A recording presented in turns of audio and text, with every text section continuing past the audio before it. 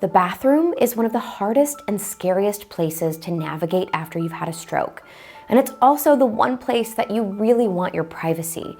So finding ways to be safer and more independent while you're in there is critical. By the end of this video, you'll have 13 OT-approved tools to make the bathroom easier and safer after your stroke.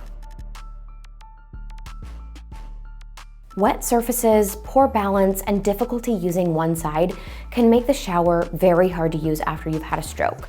But there are some simple, easy tools that you can use to make this a lot better. And the first is either a tub transfer bench or a shower chair, and I'll give you use cases for each.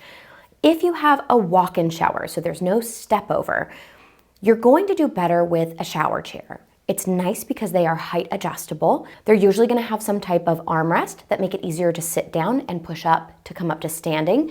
And most of them are going to have a back. You definitely wanna look for one with a back so that you've got that extra support while you're showering. Now, if you have a tub shower combo where you have the ledge of the bath, you're gonna want a tub transfer bench, especially if stepping over the side is difficult for you or is gonna cause a safety problem. With a tub transfer bench, you can sit down on the edge that sticks out over the tub and then scoot your way into the tub so you're not having to stand and step over, thus making things a lot safer for you. And not only are these good for people who have balance issues, but also if you have neurofatigue. If you've got really significant fatigue, taking a shower can feel like an incredible chore because it wears you out. The second tool is installed grab bars. Now, I know this is not always a possibility if you are renting, if you have a type of shower that you can't drill into to actually install those solid grab bars. But if you are able, they are going to make a huge difference. I get people who ask me a lot if I recommend suction cup grab bars, and the simple answer is no. The safety risks that come along with them are huge. If you're not checking them regularly, they have a tendency to fall off. The suction cup falls off. And if you are relying on that to help you step in and out of your shower safely, that is a problem. The third tool is a clamp grab bar. So if you have a tub shower combo where you've got the ledge that creates the bath, a great alternative to not installing grab bars permanently is to get one of these clamp grab bars. They're generally going to be much more safe and reliable than a suction cup grab bar.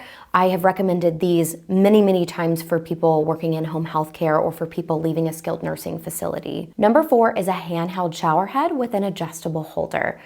So moving from a fixed shower head to a handheld one that you can take down is a real game changer, especially if you need to sit to get your washing done. What the real game changer is having a suction cup holder for that handheld shower head that you can put down lower. This is especially important if you're short, if you have limited movement that makes it difficult to reach up and overhead, or if you need to sit down to take a shower. And the last OT-approved tool for showering I want to talk about is non-slip surfaces. And this can look a couple different ways. So I definitely recommend having some sort of non-slip shower mat inside of your shower. Even if you're not going to be doing a ton of standing up while you're actually in the shower, it can make those transfers a lot safer. If you are going to be doing standing, it's a game changer. Now, another thing that somebody recommended to me on LinkedIn was actually wearing water shoes. So if you don't have a non-slip mat, but say you have a pair of water shoes that you wear to the pool or in a creek, this is going to give you a non-slip surface to be able to stand safely while you're in your shower. How do we make going to the toilet easier and safer? The first tool to consider is getting a toilet seat riser with handles. This is going to give you several inches of rise, so it's going to be easier to sit down on and get up from. It's incredibly important that you do get the kind with handles, not just the riser itself, because again, this is going to give you just another added layer of safety and make it a lot easier for you to stand up when you have that extra support. The second tool, and probably my most favorite, is a 3-in-1 commode chair. And the reason it's my favorite is because it's very versatile. It comes with a bucket so that you can use it at the bedside if you have trouble actually walking all the way to your bathroom, but you can take the bucket out and place the frame over top of your toilet at home. It is adjustable so that you can raise it to the appropriate height for yourself. And somebody actually mentioned this in the YouTube comments, that you can actually pack up that 3-in-1 commode frame and take it with you if you're traveling. So if you're driving around, you're using toilets that are not familiar to you, say you're staying in a hotel, you can bring that with you and make things a lot safer regardless of what environment you're in. The third tool for the toilet is installing grab bars. I heard from so many of you in the comments who said that having grab bars around your toilet makes your life so much easier. Do not use a towel rack. They are not meant to hold a lot of weight.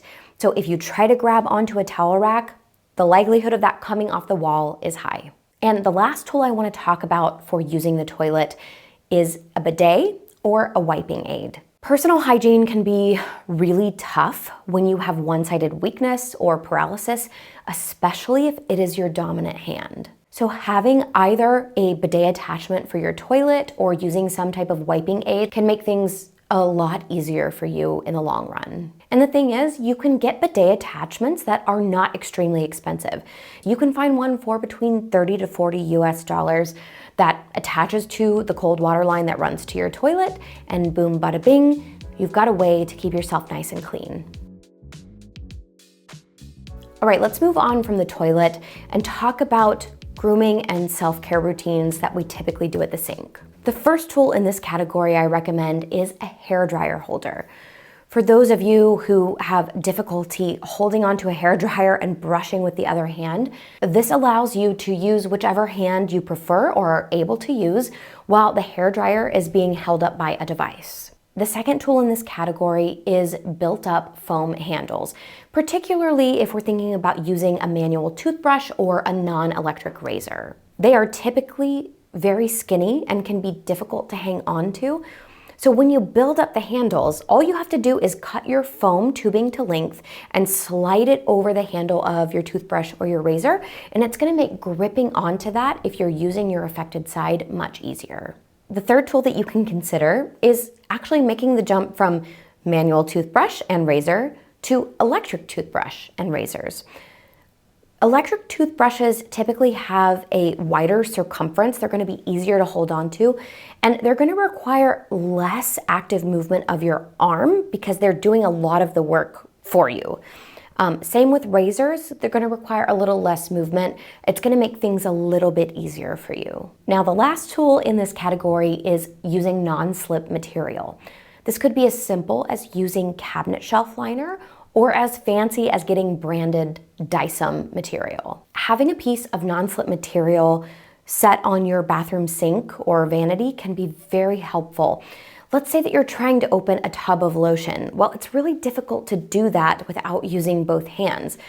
But if you're able to set that down on that non-slip surface, you can try to open that one-handed, because the bottom of that is not gonna go slipping and sliding around on you. So I've shown you a lot of different tools today, but I want to quickly talk about the bigger picture here. These tools don't just make life easier and safer, although those are wonderful things. Using tools like the ones that I've talked about today can help you stay active, practice movement, and rebuild your confidence, all of which help to fuel neuroplastic changes in the brain. You can do two things at once. Work on being more independent with these everyday tasks using adaptive equipment, while also trying to regain that movement back. So you might eventually not need those pieces of adaptive equipment. Every time that you engage in these self-care activities and you're using your abilities to whatever extent you can, you are telling your brain, this movement matters. Keep the connection strong. So yes, adaptive equipment absolutely helps to support your independence and safety. But in the long run, it also helps to support your brain's recovery too.